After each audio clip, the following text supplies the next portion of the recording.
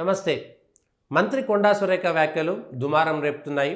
ఏకంగా కొండా సురేఖ మంత్రివర్గం నుంచి తొలగిస్తారామనేటువంటిది ఇవాళ పెద్ద ఎత్తున చర్చ జరుగుతున్నది. త్వరలో జరగబోయేటువంటి మంత్రివర్గ విస్తరణలో కొండా సురేఖను మంత్రివర్గం నుంచే తప్పిస్తారనేటువంటిది పోతుంది. ఎట్లా తప్పిస్తారు కొండా సురేఖను మంత్రివర్గం నుంచి? ఇవే మాటలని కాంగ్రెస్లో ఉండేటువంటి వాళ్ళు స్వయంగా రేవంత్ రెడ్డి గారు కూడా పేర్లు వాడలేదు, కానీ కాంగ్రెస్ నాయకులందరూ కూడా ఈ ఫోన్ ట్యాపింగ్ కేసులో విచారణ చేస్తున్న సందర్భంగా లీకులు ఇచ్చినటువంటి దాంట్లో కుటుంబ సభ్యులను కూడా వదలలేదు. కొందరు సినిమా వాళ్ళ విడాకులకు కారణమయ్యారు. కేవలం కొండా సురేఖ మాట మాత్రమే చెప్పింది, ఒక అడుగు ముందుకేసింది. అయితే అవి కూడా తప్పిదాలే, వాటిని సమర్థించకూడదు. ఆ స్థాయిలో ఉండేటువంటి వాళ్ళు కొంత మేరకు సహనము, ఓపిక, మంచి చెడు అనేటువంటి వాటిని విచారించి మాట్లాడాల్సినటువంటి అవసరం ఉన్నది. అయితే ఆమెను మంత్రివర్గం నుంచి తీసేస్తారా? అయితే ఆమె ఎట్లా పడితే అట్లా మాట్లాడిందంటే ఆమెనే మాట్లాడలేదు, మొదలు ఆమె మాట్లాడింది కాదు, రేవంత్ రెడ్డి గారే మాట్లాడినారు. ఇక్కడ పేర్లు చెప్పలేదు, కానీ సినిమా వాళ్ళ విడాకులకు కారణమైనటువంటి వ్యక్తులు టీఆర్ఎస్ వాళ్ళు అని చెప్పింది స్వయంగా రేవంత్ రెడ్డి గారు. కాబట్టి ఎవరు బాధ్యత వహించాలి? ఇంకొక అడుగు వీళ్ళు ముందుకేసారు. ఇదంతా ఒకెత్తు. మంత్రివర్గం నుంచి కొండా సురేఖ అవుట్ అవుతారా? ఆమెను తీసేస్తారా? తీసేస్తే అప్పుడు ఇవన్నీ కూడా ఎవరెవరి మెడకు చుట్టుకుంటాయి? అంతకుముందు ఎవరెవరు మాట్లాడారు, ఏమైంది, గీత దాటిందా కొండా సురేఖ గారు లేదా? ఇవన్నీ అంశాలు ఒక ఎత్తైతే, సినిమాకు సంబంధించినటువంటి వాళ్ళు మొత్తం అనుచిత వ్యాఖ్యలపై బగ్గుమన్న సినీ లోకం నీచ స్థాయికి దిగజారిరు, ఇకపై చూస్తూ ఊరుకోము, మర్చిపోలేము, కుటుంబం తరపున నిలబడతాము, ఇకపై దాడులు సహించము. కొండా సురేఖ గారు నిజానికి మహిళలపైన ఎక్కడా అనుచిత వ్యాఖ్యలు చేయలేదు. ఆ విషయంలో సమంతకు సంబంధించి అందులో సమంతను గొప్పగా చెప్పినట్టుగానే కనిపించింది, సమంత గురించి గొప్పగా చెప్పినట్టుగానే అనిపిస్తుంది. ఆ మాటలు ఎవరికి బాధిస్తాయంటే నాగార్జునకు, ఆయన కుటుంబానికి మాత్రమే బాధిస్తాయి. నాగార్జున కుటుంబము లేకపోతే నాగార్జున కొడుకు వాళ్లకు మాత్రమే బాధను పెడతాయి తప్ప సమంతను ఎక్కడ కూడా ఒక మహిళగా కించపరచలేదు. ఆమెను గొప్పగా ఎలివేట్ చేసింది. నిజానికైతే ఇక్కడ ఆడవారిని కించపరచలేదు, ఆ విషయంలో సమంతను కించపరచలేదు, సమంతను ఎక్కడ కూడా కించపరచలేదు. అయితే నాగార్జున ఇవాళ సినిమా ఇండస్ట్రీలో ఆయన ఒక నిర్మాత, ఆయన ఒక సినిమా స్టూడియో ఓనరు, పెద్ద హీరో కాబట్టి ఆయనకు మద్దతుగా ఇంతమంది ఊరేగుతూ బయలుదేరినారు కదా. మరి గతంలో సినిమా ఇండస్ట్రీలో అనేకమైనటువంటి వాగ్వాదాలు జరిగినప్పుడు మీరంతా ఏ కలుగులో దాక్కున్నారనేటువంటి మాట మాట్లాడాల్సి వస్తుంది. జయప్రద పైన పోసాని మురళి మాట్లాడిన రోజు మీరు ఏ కలుగులో దాక్కున్నారు? ఆ రోజు ఎందుకు ఖండించలేదు? జానీ పాషా అనేటువంటి వ్యక్తి ఒక అమ్మాయిని, ఒక మహిళను, ఒక మైనర్ బాలికను, తన తోటి డాన్సర్ను లైంగికంగా వేధిస్తే ఎందుకు ఆ రోజు సినిమా ఇండస్ట్రీ ఈ విధంగానే అట్లాంటి విషయాలపైన, ఒక సాటి మహిళా డాన్సర్ పైన ఎందుకు సానుభూతి కూడా ప్రకటించలేదు? ఒక్కరు కూడా ఎందుకు పలకలేదు? ఈ చిలక పలుకులన్నీ ఆ రోజు ఏమైనాయి? సినిమా ఇండస్ట్రీ అనేటువంటిది సాఫ్ట్ టార్గెట్ కాదు. మీ డబ్బుల కోసం, మీ పైసల కోసం, మీ పేరు కోసం, మీ సెలబ్రిటీ తరం కోసం ఎంతమందిని అవమానిస్తారో మీ సినిమా ఫీల్డ్లో ఒక్కసారి ఆలోచన చేసినారా? మీరు చేసేటువంటి సినిమాలలో ప్రతిరోజు సాఫ్ట్ టార్గెట్ హిందుత్వ, ప్రతిరోజు హిందువులు అనుకోగా దొరికిరని ఎవరిని పడితే వాళ్ళను ఎట్లా పడితే అట్లా, వాడికి ఏం తెలియదు, ఈక తెలియదు, తోక తెలియదు, ప్రతిరోజు దేవుళ్ళ మీద ఇష్టానుసారంగా, హైందవ మతం పైన, సనాతన ధర్మం పైన ఇష్టానురీతిగా మీకు నచ్చినటువంటి జోక్లు వేస్తారు. ఎవడిచ్చిండు మీకు హక్కు?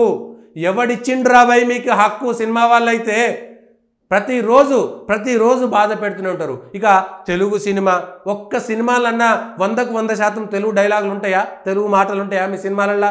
అసలు పేర్లే తెలుగు సినిమాలు పెట్టారు, తెలుగు పేర్లు పెడతారు మీరు, తెలుగు పేర్లే పెట్టరు. సినిమా ఇండస్ట్రీలో ఒక్క హీరోయిన్ అమ్మాయి అయినా సరే తెలుగు అమ్మాయి ఉందా? తెలుగు అమ్మాయి ఉన్నదా తెలుగు సినిమాలల్లో? హీరోయిన్లలో ఎక్కడైనా తెలుగు వాళ్ళు ఉన్నారా? ఎందుకు లేరు? తెలుగు సినిమా పేర్లు ఎక్కడైనా తెలుగు పేర్లు ఉన్నాయా? తెలుగు సినిమా ఇండస్ట్రీలలో సినిమా హీరోయిన్లను బర్వాతలలో బట్టలు లేకుండా డాన్సులు చేయించిన రోజు, ఆ రోజు మహిళల గౌరవం కనబడతలేదా? మహిళలను కించపడుతూ ఒక్కటి కాదు, ఒక 100, 1000 సినిమాలు చూపిస్తా, 1000 సినిమాలు ఎగ్జాంపుల్ చూపిస్తా. 1000 సినిమాలు కులాల పేరుతో రెచ్చగొట్టించి అక్కడ హిందుత్వాన్ని కించపరిచి, పురాణాలన్నిటినీ కూడా కించపరిచి, ఇతిహాసాలన్నిటినీ తప్పుదోవ పట్టించి, మీ ఇష్టానుసారంగా మీకు రావణాసురుడు వేషం వేయబుద్దైతే రావణుడు గొప్పోడవుతాడు, మీకు దుర్యోధనుడి వేషం వేయబుద్దైతే దుర్యోధనుడు గొప్పోడవుతాడు, మీకు నరకాసురుడు గొప్పోడైతే నరకాసురుడు గొప్పోడైపోతాడు. అంటే మీకు నచ్చినటువంటి వేషం వేయాలంటే మీరే అయిపోతారు. అంటే ఇక ఏం లేదా, నిజాలు లేవా? మీకు నచ్చితే రావణాసురుడు కూడా గొప్పోడా, మీకు నచ్చకపోతే ఇంకా కాదా? మీరు అన్నిట్లలో ఏలు పెడతారా? దానికి సినిమా స్వేచ్ఛ అంటారా? దానికి క్రియేటివిటీ ఫ్రీడమ్ అంటారా? దానికి ఒక పేరు పెడతారా? ఏది పెడితే అది మాట్లాడి ఈక తెలివినోడు తోక తెలివినోడు కూడా ప్రతిదీ మాట్లాడుతూనే ఉంటాడు. సినిమాల కొన్ని లక్షల ఉదాహరణలు చూపిస్తా, మహిళలను అతి నీచంగా చూపెట్టినటువంటి సినిమాలను. ప్రతి సినిమాలలో పాపం ఆ పూజలు చేసుకునేటువంటి బాపనోళ్ళను ప్రతిరోజు కించపరుస్తారు కదా. ఏమనంటే ఇగో ఇది సినిమా క్రియేటివిటీ అంటారు. తల్లిదండ్రులను కూడా గౌరవించినటువంటి సినిమాలు కదా, తల్లిదండ్రులను ఆట పట్టించి అసలు తండ్రికి విలువనియ్యనటువంటి అనేక సినిమాలు కదా మీ సినిమాలల్లా. అసలు హీరోయిన్ని ఎట్లా చూపిస్తారో అందరికీ తెలియదా? మళ్ళీ మీరు ఇవాళ కేవలం ఇదంతా సమంత మీద ప్రేమ కాదు, నాగార్జునకు తగిలింది కాబట్టి బాణం అందరూ ఒకటై బయటకు వచ్చిర్రు. లేకపోతే మరి అమ్మాయి మీద ఎందుకో రాలేదు? జానీ అనేటోడు ఒక అమ్మాయిని వేధిస్తున్నాడని ఒక అమ్మాయి పోలీస్ స్టేషన్లో కేసు పెడితే ఏ ఒక్కడు కూడా ఎందుకు రాలేదు? ఏ ఒక్క సినిమా నటుడు ఎందుకు రాలేదు? ఒక సాటి సినిమా ఆడ నటులు కూడా ఎందుకు రాలేదు బయటికి? అమ్మాయికి ఎందుకు మద్దతు తెలపలేదు? సినిమా ఇండస్ట్రీలో కాస్టింగ్ కౌచ్ ఉందని, సినిమా ఇండస్ట్రీలలో ప్రతి ఒక్కరు కూడా ఇంకేదో ఆ అమ్మాయిలకు అవకాశాలు ఇవ్వాలంటే ఇంకేదో అవకాశం అడుగుతారనేటువంటిది బహిరంగ రహస్యంగా ఓపెన్గా అందరూ మాట్లాడుకుంటుంటారు కదా. వాటిపైన ఎందుకు మాట్లాడరు? ఎందుకు చెప్పరు? ఇగో ఇది సినిమా లోకం, సినిమా ఇండస్ట్రీ ఆలోచించాల్సినటువంటి అవసరం ఉన్నది. అంటే నాగార్జునకు అన్యాయం జరిగితే ఒక రకంగా, అవమానం జరిగితే ఒక రకంగా, ఒక మహిళ ఒక అమ్మాయి మీద ఒక సాటి డాన్సరు లైంగికంగా వేధిస్తుంటే కనీసం పట్టించుకోరా? కనీసం అమ్మాయికి సానుభూతి తెలుపరా? అమ్మాయి దగ్గర అయ్యో మేము ఉన్నామని ఒక మాట చెప్పరా? ఇదేనా మీ వ్యవహారం? ఇదేనా సినిమా ఇండస్ట్రీకి సంబంధించినటువంటి వ్యవహారం? ఇదే సినిమా ఇండస్ట్రీలో 100 సార్లు తెలంగాణ భాషను కించపరిచినప్పుడు అయ్యో ఇతరులకు మనసు నొప్పించకూడదు కదా అనేటువంటిది ఎందుకు రాలేదు?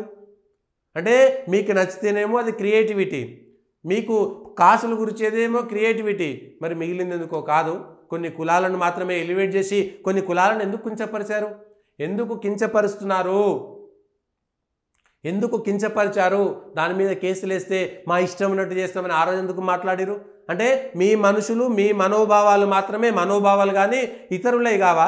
బ్రాహ్మణుల మీద కొట్లాటైన రోజు, కేసేసిన రోజు మోహన్ బాబు గారు మాట్లాడినటువంటి మాటలేంది? వాళ్ళ కుటుంబం మాట్లాడినటువంటి మాటలేంది? మరి అంటే లక్షల మంది బ్రాహ్మణులను కించపరిచినా మీకు సంబంధం లేదా? మీకు నచ్చినట్టు చేసుకుంటూ పోతారా? మీ కులాలను గొప్పగా, మీ మనుషులను గొప్పగా చూసుకుంటూ పోతారా? ఇతిహాసాలను కూడా ఖరాబ్ చేసి, పౌరాణికాల పేరు మీద ఇతిహాసాలను మీకు నచ్చినటువంటి హీరోకు అనుకూలంగా ఉండేటట్టుగా అన్నీ పాడు చేస్తే, ఇతిహాసాలలో ఉన్నటువంటి నిజమైనటువంటి చరిత్రను పక్కకు నెట్టేసి, ఎంతమంది ఇవాళ సినిమా ఇండస్ట్రీలో ఉన్నటువంటి వాళ్ళు మతాలను మార్చేటువంటి ప్రక్రియ చేస్తుంటే దాని మీద ఎందుకు మాట్లాడరు? దానిపైన ఎందుకు స్పందించరు? ఇంకో ఇది సినిమా ఇండస్ట్రీలో ఉన్నటువంటి ద్వంద్వ నీతి, మీ 2 నాలుకల ధోరణి. నాగార్జునకు కష్టం వస్తే సినిమా ఇండస్ట్రీ కష్టం, కానీ సినిమా ఇండస్ట్రీకి కష్టం వస్తే నాగార్జున కష్టం కాదా? మరి ఒక అమ్మాయికి అన్యాయం జరిగితే కాస్టింగ్ కౌచ్ ఉందని చెప్తే ఒక్కరు కూడా ఎందుకు స్పందించలేదు? ఓహో ఇదా మీ వ్యాపారం మెలకువా? సినిమా ఇండస్ట్రీ ఎప్పుడో వ్యాపారం అయిపోయిన తర్వాత ఈ వెర్రి జనాల యొక్క పిచ్చితనాన్ని సొమ్ము చేసుకున్నాం తప్ప ఇంకేమైనా ఉందా? బాలకృష్ణ 100 సార్లు కడిపిస్తే కన్నైనా కొట్టాలి, కడుపైనా చేయాలనేటువంటి బాలకృష్ణ మాటలపైన మరి సినిమా ఇండస్ట్రీ ఎందుకో బగ్గుమనలేదు? అమ్మాయి కనిపిస్తే కడుపు చేయాలని అన్నటువంటి బాలకృష్ణ మీద ఎందుకు మాట్లాడలేదు? ఆ రోజు వాళ్ళపైన ఎందుకు స్పందించలేదు? అంటే ఇవన్నీ మీకు నచ్చినాయి కాబట్టి మీకు నచ్చినట్టుగా చేస్తారా? ఎన్నోసార్ల అభిమానులను కించపరిచి చెంపల మీద కూడా కొట్టారు కదా. పోతే ఇంత బలిపెందుకు మీకు? ఇదా సినిమా ఇండస్ట్రీ అంటే? అందరికీ సమన్యాయం ఉండాలి కదా. అందరికీ సమన్వయం ఉండాలి కదా. కొందరిని బాబులను పిలిచి, కొందరికి శత్రువులు బట్టి, కొందరికి గొడుగులు బట్టి, కొందరి కాళ్ళ దగ్గరుండి, కొందరు చెప్తే మాత్రమే, అంటే కొందరి గుప్పిట్లలో పెట్టుకున్నటువంటి ఇండస్ట్రీ సినిమా ఫీల్డ్ని మొత్తం మీకు నచ్చినట్టుగా వాడుకుంటారా? మాట్లాడేటువంటి వాళ్ళు లేరని ఇష్టానురీతిగా చేస్తారా? ఆయన ఎవరో పాపం కేంద్ర సాహిత్య అకాడమీ వచ్చింది కదా, ఒక జర్నలిస్టు పాకుడు రాళ్ళనేటువంటి పుస్తకంలో అనేకమైనటువంటి ఉదాహరణలు ఉదాహరించిండు కదా. ఏమైంది? దానిపైన ఎందుకు స్పందించరు? ఆ విషయాలన్నీ ఎందుకు చెప్పరు? అనేక మంది సినిమా హీరోయిన్లు పెద్ద పెద్ద హీరోలతోటి ఎందుకు నటించలేదు? వాటిపైన కూడా మాట్లాడాలి కదా, వాటిపైన కూడా స్పందించాలి కదా. దాని గురించి ఎందుకో మాట్లాడరు, దానిపైన ఎందుకో స్పందించరు. కేవలం రాజకీయాల్లో మీ మనసు గాయపడితే మంచిదే, స్పందించాలి. ఈ అన్నిటి మీద ఇదే బుద్ధి, ఇదే శ్రద్ధ ఉండాలి, ఇదే రీతిన బయటికి రావాలి. దేశం గురించి ఏదైనా తప్పు జరిగితే ఒక్కడు మాట్లాడు. ఎవడో లైసాన్ రఫాన్ పెట్టిరు సినిమా ఇండస్ట్రీ వాళ్ళు. మరి ఏమైంది రే, బంగ్లాదేశీ హిందువుల మీద అత్యాచారాలు జరుగుతుంటే ఇప్పటికి కూడా జిజియా పన్ను కడుతున్నారు. దానిపైన ఎందుకు మాట్లాడతలేరు? సినిమా ఇండస్ట్రీ ఎందుకు మూగబోయింది? మీ ట్విట్టర్లు ఎందుకు పనిచేస్తలేవు? మీ ఫేస్బుక్లు ఎందుకు పనిచేస్తలేవు? మీ సోషల్ మీడియా ఎందుకు పనిచేస్తలేవు? లైసాన్ రఫా అని పెట్టినటువంటి సినిమా ఇండస్ట్రీ, ఇక్కడ తెలుగు సినిమా ఇండస్ట్రీలో నటించినటువంటి వాళ్ళు కూడా ఇవాళ ఎందుకు బంగ్లాదేశ్లో హిందువులపైన జరిగినటువంటి అన్యాయం పైన ఒక్క మాట కూడా మాట్లాడలేదు? ఎందుకు నిన్న కొమరెల్లి పక్కన ఒక చిన్న అమ్మాయి పైన రేప్ జరిగితే మరి ఎందుకు దాని మీద స్పందించలేదు? ఇగో ఇది మీ విధానము, ఇది మీ పద్ధతి. ఎవ్వరు ఎందుకు మాట్లాడతలేరు? ఇవాళ ఎందుకు మాట్లాడలేదు? ఇవాళ టీఆర్ఎస్ నాయకులు కూడా కొండా సురేఖను విమర్శించేటువంటి వాళ్ళు అక్కడెక్కడో కొమరవెల్లి పక్కన ఒక ఊర్లో ఒక మైనర్ బాలిక పైన షరీఫుద్దీన్ అనేటోడు రేప్ చేస్తే ఎందుకు ఆడికి పోయి ధర్నా చేయలేదు? ఇవి మీ ద్వంద్వ విధానాలు, ఇవి మీ రెండు నాలుకల పద్ధతి.